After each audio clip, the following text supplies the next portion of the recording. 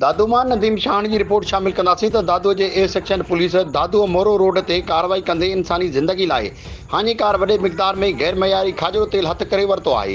Police 1500 litre गैर मयारी खाइण वारे तेल जेको कैनन में भरियल लोडर रक्षा ते सवार हो, पुलिस छापो हणी तेल समेत लोडर रक्षा के तहवील में वरितो आहे।